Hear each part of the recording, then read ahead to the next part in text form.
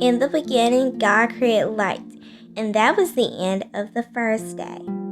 And God said, "Let there be a sky, and let it divide the waters that are below from the waters that are above the sky." And it was done, and that was the end of the second day. On the third day, God created land, beautiful trees, bushes, and fruit, and that was the end of the third day. On the fourth day, God created the sun to light the earth by day, and He created the moon to light the earth by night. He also added stars into the scenery. He wanted them to be for seasons, days, and years, and that was the end of the fourth day. On the fifth day, God created beautiful creatures to swim in the oceans, lakes, and seas, and beautiful birds to fly in the sky. He created big and small ones, and that was the end of the fifth day. And on the sixth day, God created beautiful creatures, big and small ones, such as hamsters and big elephants. But you know what? That was not the only thing God created on the sixth day. God created the most special creature, a human. And God named this one Adam and put him in a wonderful garden. On the seventh day, God rested from all His work. And He looked at His work and said, "It is good." Adam was lonely until God created a helper for him. Her name was Eve. God wanted to test Adam and Eve, so He said that they must not eat from this tree in the middle of the garden. They must not eat it, or they will die. Well, who would want to eat from a tree like that? Well, guess what? Eve ventured close towards the tree of knowledge of good and evil. She had no idea that there was a serpent waiting for her too. "Tss," the serpent said. Eve turned around. The serpent had a question for her. Did God really say that you must not eat from any tree of the garden?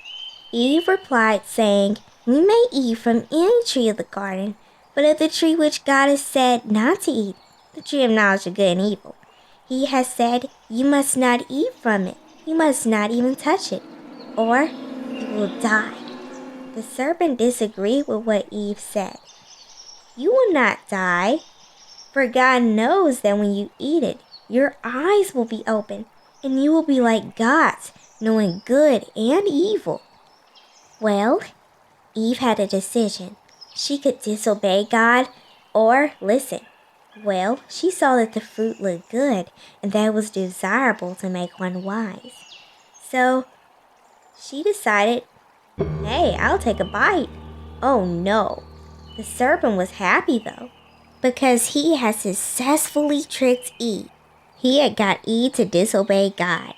Eve thought the fruit was so good that she could give some to Adam. But what she didn't know was that Adam was already out looking for her. But he found her over there by the tree of knowledge of good and evil. Well, you know what?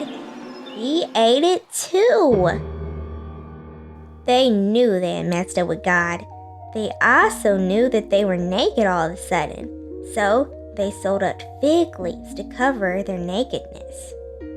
Then they heard the voice of God, and they hid in the bushes. Oh my goodness. But they couldn't hide from God. God found them hiding, and He asked why they were hiding. Adam said, "Because we were naked." And God said, "Who told you were naked? How'd you find out? Did you eat from the tree of knowledge of good and evil, the one I told you not to eat from?" And Adam said, "Yes, but this woman you gave to me, she tempted me to eat this fruit, and I ate it." And God said, "What have you done, woman?"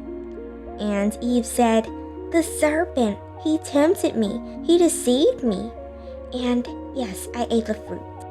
And God said to the serpent, "I'll put enmity between you and the woman, between your seed and her seed. He shall bruise your head, and you shall bruise his heel." So God cursed the serpent to the ground. And God said to Adam and Eve, "You must get out of this garden. You are no longer fit to live in this garden." So they would be taken out the garden, never to return forever. So, God placed a cherubim at the entrance to the Garden of Eden, and he had a flaming sword to protect the tree of life. The end.